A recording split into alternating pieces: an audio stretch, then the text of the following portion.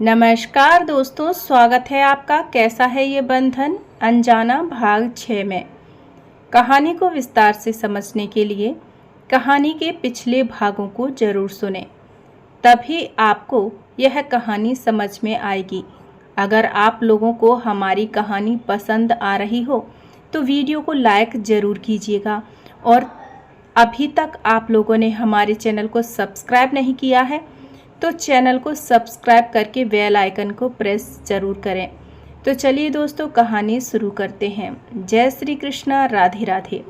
दोस्तों, कहानी अपलोड करने में टाइम लग जाता है क्योंकि कहानी खुद ही लिखती हूँ और घर में गेस्ट का आना जाना ज़्यादा रहता है, इसलिए देरी के लिए क्षमा चाहती हूँ। तो चलिए दोस्तों, कहानी शुरू करते हैं।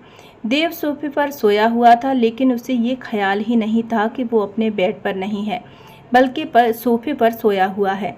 देव को एक आदत थी, जब वो सुबह जागता था तो एक छोटे बच्चे की तरह अंगड़ाई लेकर पूरे बिस्तर पर करवटें लेकर खड़ा होता था। लेकिन आज तो उसे ये ख्याल ही नहीं रहा कि रात को वो सोफे पर सोया हुआ था। सुबह जब देव ने अंगड़ाई लेते हुए करवट ली तो देव धड़ाम से सोफे से नीचे गिर पड़ा। देव के गिरने की आवाज़ से नंदिनी की झटके से नींद खुल गई और वह बैठकर देव को देखने लगी। जब उसने देखा कि देव जमीन पर गिरा पड़ा है तो नंदिनी ताली बजाकर ठहाके मारकर हंसने लगती है। नंदिनी, अरे अरे देव सर, आप तो पहले दिन ही अपने होश खो बैठे हो और चले हो मुझसे मुकाबला करने।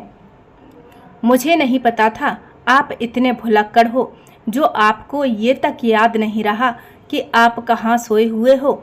चलो कोई बात नहीं, धीरे धीरे आदत डाल लीजिए, क्योंकि अब आपको सोफे पर ही सोना होगा। नंदिनी को इस तरह हंसता हुआ देखकर देव को बहुत गुस्सा आ जाता है और वह झटके से खड़ा होकर नंदिनी को सख्त एक्सप्रेशन से घूरते हुए उसके बेहद करीब आ जाता है। देव नंदिनी के इतने करीब था कि नंदिनी को देव की सांसें महसूस हो रही थी। देव नंदिनी को घूरते हुए आंखों में आंखें डालकर बोला, देव, किसी गलत फहमी में मत रहना नंदिनी राजपूत कि तुम मुझसे जीत सकती हो। तुम चाहे कितनी भी कोशिश कर लो, लेकिन जीत तो मेरी ही होगी। एक न एक दिन तुम्हारा भाई मोहित मेरे घर में घर जमाई बनकर जरूर रहेगा। देव की बात सुनकर नंदिनी को गुस्सा आ जाता है और वो देव को पूरी ताकत से धक्का मारती है।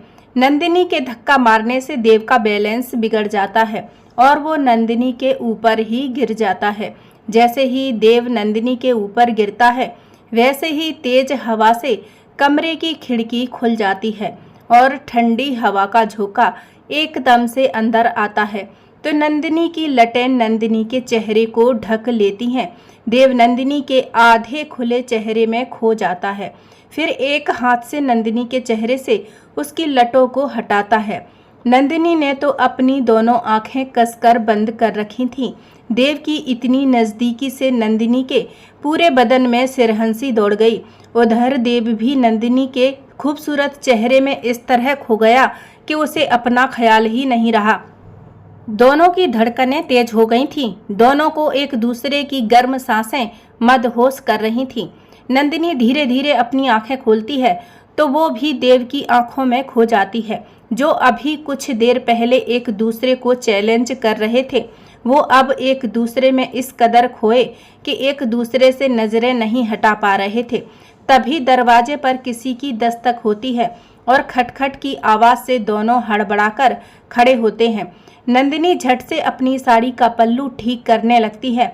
देव जाकर दरवाज़ा खोलता है तो देखता है कि दरवाजे पर प्रतिभा देवी होती हैं।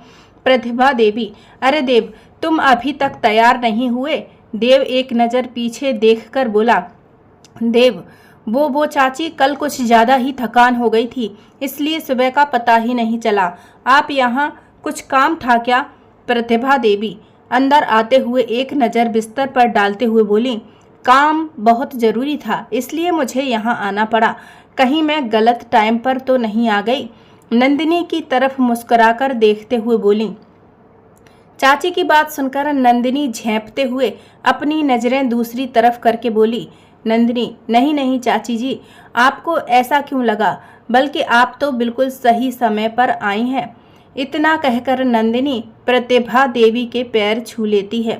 प्रतिभा देवी नंदिनी के सर पर हाथ रखकर बोली, जुग जुग जियो मेरी बच्ची, अब जल्दी से तुम दोनों तैयार होकर नीचे आ जाओ। शादी की कुछ रस्में होती हैं, उन्हें तुम दोनों को करना होगा।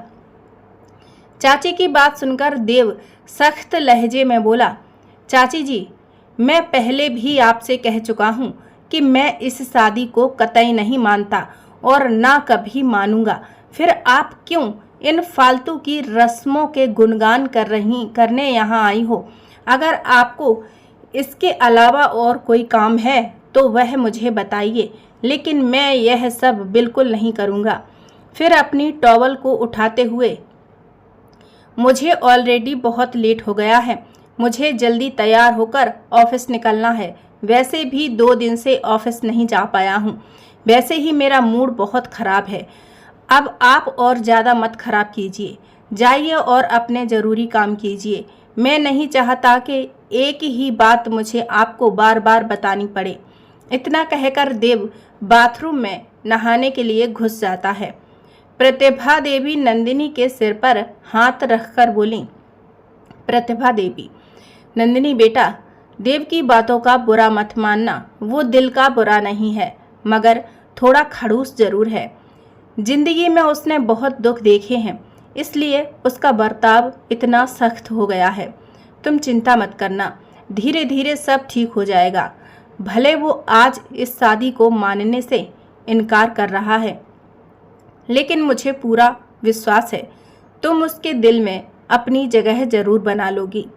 नंदिनी प्रतिभा देवी की बातों को सर झुकाकर सुन रही थी।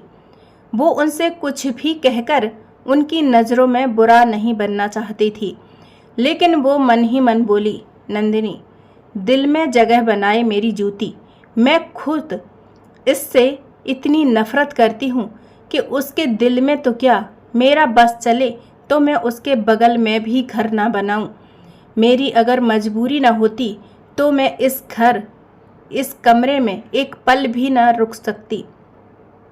नंदिनी यह सब सोच रही थी कि तभी प्रतिभा देवी बोली, अच्छा नंदिनी बेटा, मैं चलती हूँ, तुम जल्दी से तैयार होकर नीचे आ जाओ। नंदिनी हाँ में सिर हिला देती है। प्रतिभा देवी रूम से निकल जाती हैं तो नंदिनी दरवाज़ा बंद कर लेती है। देव बाथरूम से नहाकर निकलकर ऑफिस के लिए तैयार होने लगता है।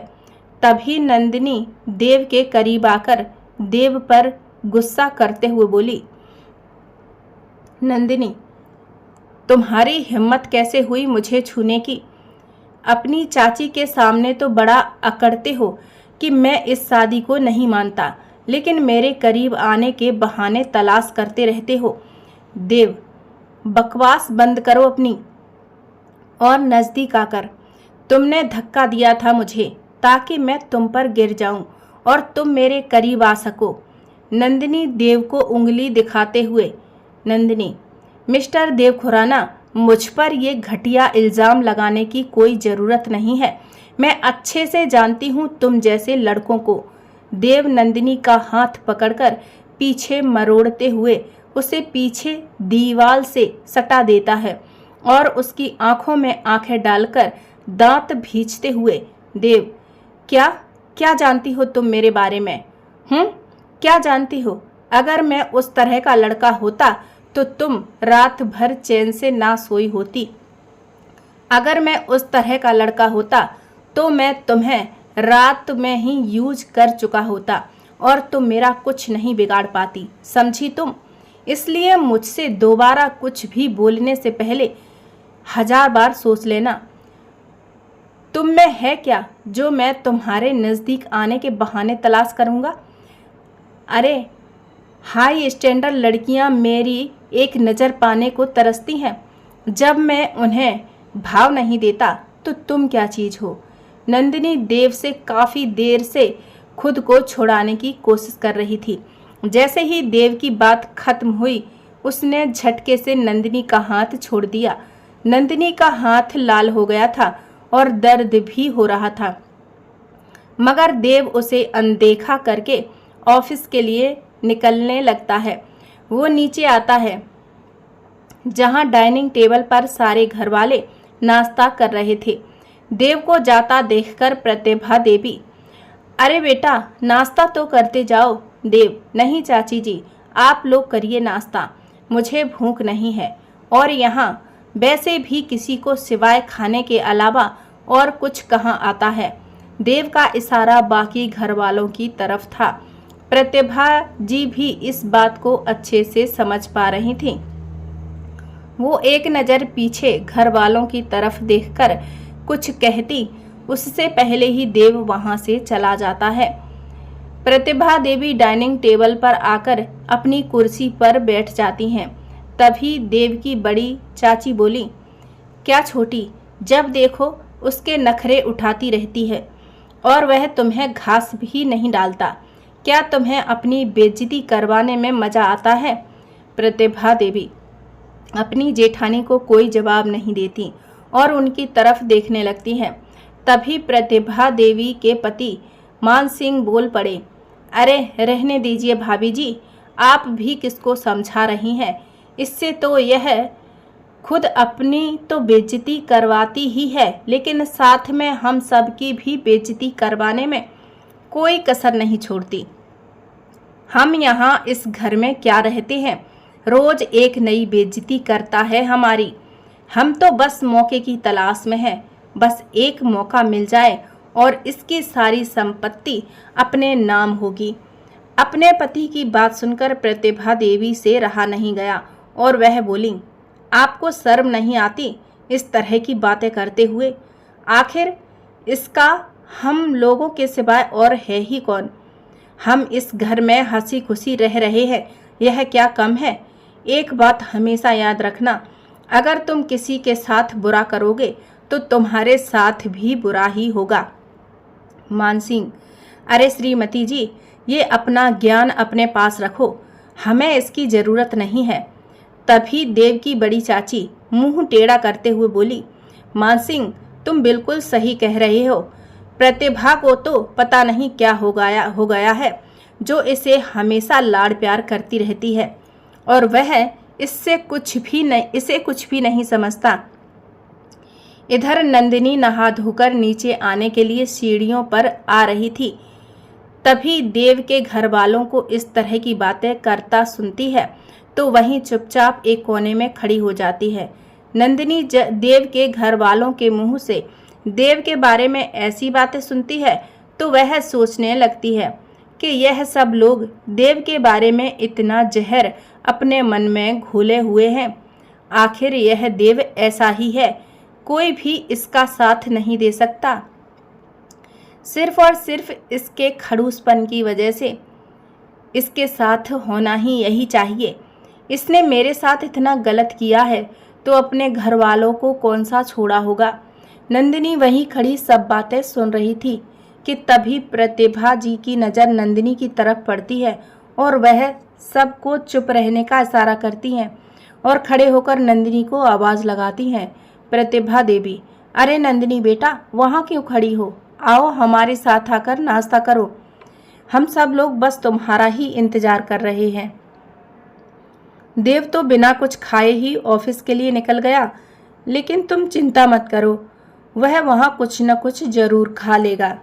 नंदिनी अपने मन में, भला मैं क्यों उस खड़ूस इंसान की चिंता करने लगी, खाए या ना खाए मेरी बला से, और खुद आकर डाइनिंग टेबल पर बैठने से पहले सारे घर वालों के पैर छूती है और अपनी कुर्सी पर बैठ जाती है। प्रतिभा देवी, नंदिनी बेटा, देव तो मेरी कोई भी बात नहीं मानता। आज तुम्हारी सारी रस्में होनी थी, लेकिन देव तो ना तो इस शादी को मानता है और ना ही कोई रस्म करने को तैयार हो रहा है। लेकिन कल कोई ऐसा आने वाला है जिसके आने से देव इस शादी को भी मानेगा और सारी रस्में भी करेगा, वो भी बिना कोई बहाना बनाए। प्रतिभा देवी की बात सुनकर नंदिनी उनकी तरफ प्रश्नात्मक दृष्टि से देखने लगती है। तो प्रतिभा देवी कहती हैं, अब तुम सोच रही होगी कि ऐसा कौन आने वाला है जो देव इस शादी को भी मानेगा और सारी रस्में भी करेगा। तो यह सब तुम्हारे लिए भी सरप्राइज है। लेकिन हाँ, तुम सब लोग भी कान खोलकर सुन लो। देव को इस बारे में कोई भी कुछ नहीं बताएगा। यह देव के लिए एक सरप्राइज पार्टी है और कल आने वाला सदस्य भी। देव की बड़ी चाची मुंह बनाते हुए इसके नाटक यही जाने, और अपने नाश्ते की प्लेट उठाकर अपने कमरे की तरफ जाने लगी। प्रतिभा देवी, अरे दीदी, आप कहाँ चल दी? हमारे साथ ही नाश्ता कीजिए ना। देव की बड़ी चाची मोनिका देवी अपने एक्शन दिखाते हुए बोली, अब तक हम सब साथ में नाश्ता करते थे क्योंकि हम सब एक फैमिली के हैं, लेकिन अब जब तुमने इस डाइनिंग टेबल पर भिखारियों को जगह देना शुरू कर दिया है तो मैं इस टेबल पर खाना नहीं खा सकती। प्रतिभा देवी, दीदी आप ये कैसी बातें कर रही हैं? नंदिनी इस घर की बहू है, हमारे देव की पत्नी है। मोनिका देवी, ओ रियली? बहू पत्नी? अरे जब देव इसे अपनी पत्नी मानता ही नहीं तो ये इस घर की बहू कैसे हो गई? देखो प्रतिभा, तुम इसे जो चाहे मानो, लेकिन मैं तो ना इसे इस घर की बहू स्वीकार करूंगी और ना ही इसके साथ बैठकर खाना खाऊंगी। फिर सबकी तरफ देखते हुए, और हाँ, अगर तुम्हारी तरह बाकी लोगों को इस भिखारन के साथ खाना खाना है तो मुझे कोई प्रॉब्लम नहीं है, वो तो खा सकते हैं। मोनिका की बात सुनकर सारे घरवाले एक एक करके अपनी अपनी प्लेट लेकर खड़े हो जाते हैं। नंदिनी को घर वालों का यह बर्ताव बहुत बुरा लग रहा था। वो कुछ बोलती उससे पहले ही प्रतिभा देवी बोली, तुम लोगों को क्या हुआ है? तुम सबका नंदिनी के साथ इस तरह का सलूक बिल्कुल सही नहीं है। मोनिका के पास आकर बोली, दीदी अगर आप सब लोग मेरे और नंदिनी के साथ बैठकर खाना नहीं चाहते तो कोई बात नहीं, लेकिन एक बात कान खोलकर सुन लो। माना कि भले ही देव के दिल में नंदिनी के लिए कोई भी फीलिंग नहीं है, लेकिन अगर देव को पता चला कि आप लोग नंदिनी से इस तरह का बर्ताव करते हैं तो वो आप लोगों के साथ क्या कर सकता है, आप लोगों ने सपने में भी नहीं सोचा होगा। उसे ये बिल्कुल पसंद नहीं है कि उसके घर में आए हुए सदस्य के साथ कोई भी बदतमीजी से बात करे। प्रतिभा देवी की बात सुनकर मोनिका देवी टेढ़ा मुंह बनाते हुए अपने कमरे में चली गईं। उन्हें देखकर सारे घर वाले भी अपने अपने कमरों में चले गए। नंदिनी आंखों में आंसू भरकर बिना नाश्ता किए खड़ी होने लगी। तभी प्रतिभा देवी नंदिनी के हाथ पर हाथ रखते हुए बोली, प्रतिभा देवी, नंदिनी बेटा, तुम इन लोगों की बातों को दिल पर मत लेना। इन सब की तो आदत हो गई है दूसरों को नीचा दिखाने की। फिर टेबल पर बैठते हुए, बैठो हम दोनों साथ में नाश्ता करते हैं। नंदिनी, नहीं चाची जी, मुझे भूख नहीं है। मुझे अपने भाई मोहित की बहुत चिंता सता रही है, पता नहीं वहाँ क्या हो रहा होगा। प्रतिभा देवी नंदिनी को धीरज बंधाते हुए उसके गाल पर हाथ रखकर बोली, प्रतिभा देवी, नंदिनी बेटा पहले कुछ खा लो, क्योंकि खाली पेट होता है तो दिमाग भी सही तरह से काम नहीं करता। पहले खा लो, फिर फ़ोन करके अपने भाई से बात कर लेना। चाची की बात सुनकर नंदिनी बैठ जाती है। प्रतिभा देवी और नंदिनी मिलकर नाश्ता करते हैं। नंदिनी नाश्ता करके कहती है, नंदिनी, ठीक है चाची जी, मैं ऊपर जाकर पहले मोहित से बात करके अपने घर का समाचार पता कर लूँ। पता नहीं क्यों मेरा दिल बहुत बेचैन हो रहा है। प्रतिभा देवी अपना सिर हाँ में हिलाते हुए बोली, ठीक है बेटा, ऊपर जाकर आराम से मोहित से बात करो और किसी भी चीज़ की ज़रूरत हो तो तुम मुझे बेझिझक होकर बताना। नंदिनी, जी चाची जी, कहकर ऊपर की तरफ चली जाती है और अपने कमरे में जाकर गेट बंद करके सबसे पहले मोहित को फ़ोन लगाती है। तो दोस्तों, आज की कहानी आपको कैसी लगी कमेंट करके ज़रूर बताना। मिलते हैं कहानी के अगले एपिसोड में, तब तक के लिए जय श्री कृष्णा, राधे राधे।